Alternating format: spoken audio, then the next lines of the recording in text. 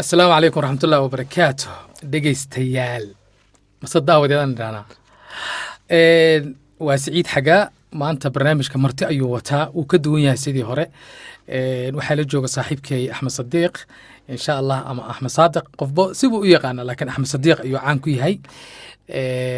waxaan rabaa marka su'aalaan weydiinayaa, waa 5 su'aalood oo fudfudud.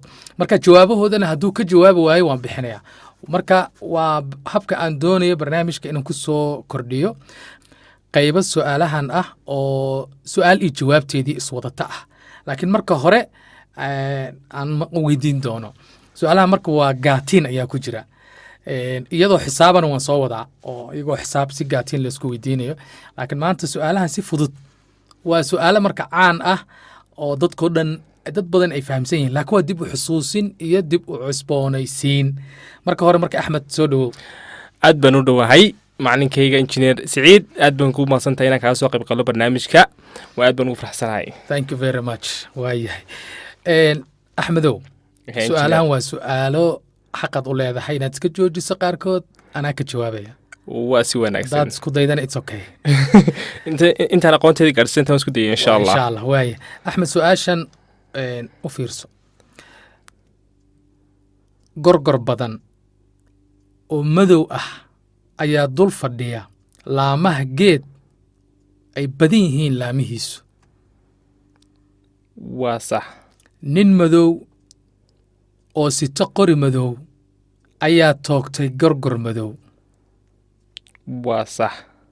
haddaba su'aashu waxay tahay, hay imise gorgor oo madow ayaa ku haray geedka? yaana ku degdegin horta. haa waxaan filayaa haddaan su-aashaa isku dayo gorgorkii keliya kor saarnaa geedka haddii la toogtaynayna mala waxba ku hadhayn. marka jawaabteeda waxaan dhihi lahaa wax gorgor kuma hadhin. sax. waayo haddii wax bad ay dhacdo, sax. wax inta kale way duuleen soomaa kii ku dhacda maahane, taasaa runa. kaana dhulkuu yimid. aad baad su-aashaa mahadsantahay. sideedaad u garatay. mahadsantahay macalin. waxaan ognahay buuraha adduunka, buurta ugu dheer waxaa la yidhahdaa Everest. sax. buurta Everest. sax. haa ka hor inta aan la helin Everest, buurtee adduunka ugu dheerayd?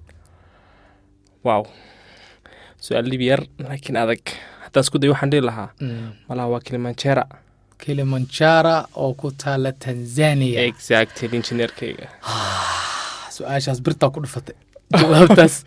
dhib ma laha. aad ugu faraxsantahay tii koowaad Waa ku celinayaa, si aad u Haye, fahamto. si wanaagsan.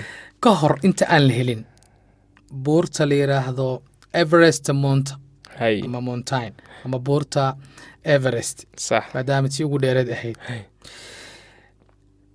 tee ayay ahayd buurtii ugu sarraysay sax. adduunka? dee malaha jawaabtu meel fog bakada ka raadin dhex ka dhex raadin maaye Ah. waa isla iyada un ila lama helin. intaan la helin ka hor Ah. iyadun baa dheereed. iyadoo umbaa dheereed. xafada aad baad ila gaadhay injineer. waa tahay su'aal kale, sax.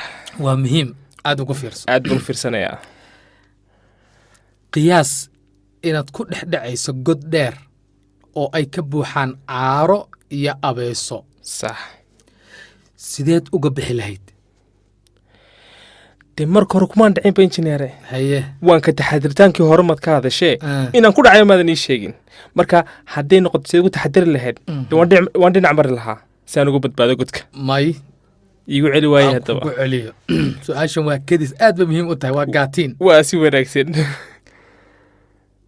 qiyaas inaad ku dhex dhacayso god dheer oo ay ka buuxaan caaro iyo abeeso, sax. sideed u badbaadi lahayd? waaw su-aal adag. marka dhinac laga eego. halkan ka fikiraya may noqon. Mhm. bal haddaan isku dayo injineerow, kolay aqoon daradu naceeb maahin wax laga faa'iidaystee su-aashaa malaha waan garan waayey. su-aashaas waaya sax. jawaabta marka dhegeystayaasha waan siinaynaa. waa si su-aasha wanaagsan. waxay ahayd haye qiyaas inaad ku dhex dhacayso god dheer oo ay ka buuxaan caaro iyo abeeso, waa sax. sideed u badbaadi lahayd?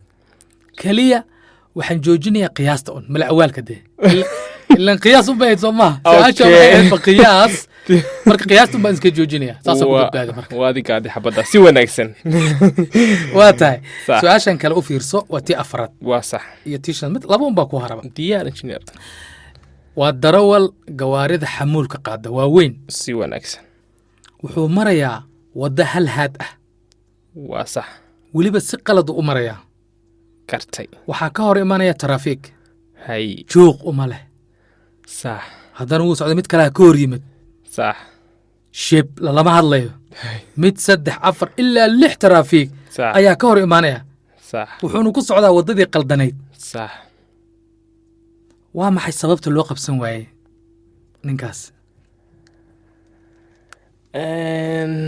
engineerow bal xabadda aan u fikiro u fikir waa fududdahay su-aasha way fududahay soo maaha anna meel fog baan ka eegayaa bal waayo waan soo noqonayaa hoostaada waa sax haye waa hal had waddadu waa hal haad ha haadkuna wuu qaldan yahay weliba haa darawalkan wuu qaldan yahay waa sax waaba kuu sheego way caddahay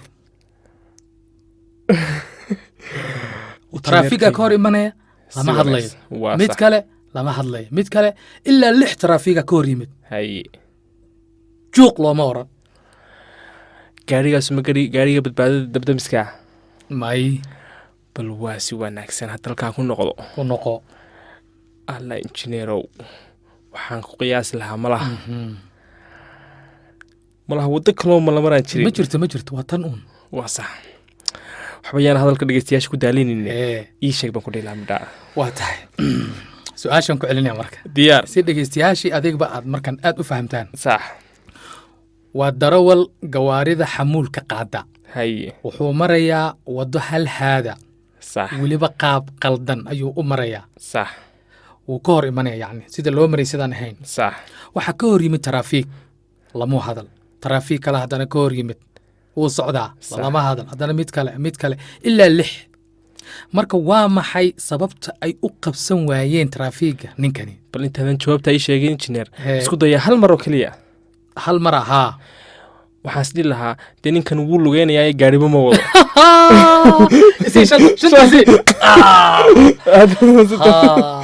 ninkan waa darawal laakiin Sax. gaari ma wado markan horta Haa, waa su-aasha lagoynaya. marka dambe aan si fiican u fahmay Waa ku celceliyo, Waa waa ku ilaga- celceliyo, ku celceliyo. aad dood mahadsan tahay su-aasha ugu dambaysa idan sidan u fududahay waa sax haddii aad gasho qol mugdi ah Haye. zam qolka waa sax waad gashay waa wada mugdi wax iftiina ma laha iftiina ma leh hay waxaa dhex yaalla qolka faynuus sax wargeys la akhristo hay iyo alwaax sax qolkana waa mugdi sax keliya waxaad jeebkaaga ku sidataa taraq sax marka midkeed horraysiin lahayd inaad shiddo 3 shay si uu qolka iftiim u helo saddexda shay haa 3 shay mad fahamsan tahay si fiican ma fahansanahay haye waa faynuustii haye waa joornaalkii ama jaraa'idkii sax ama waa loox meesha yaallo alwaax waa sax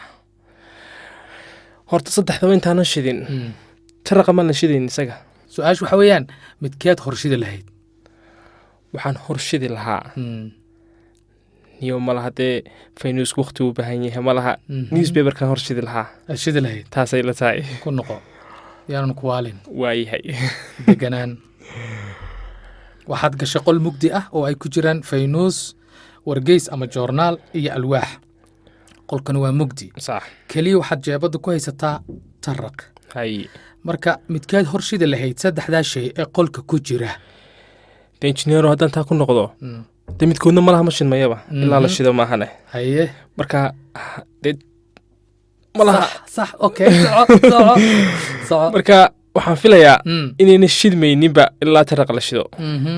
marka jawaabtu maxay tahay marka jawaabtu waxay noqotay midkoodna maba shidmayo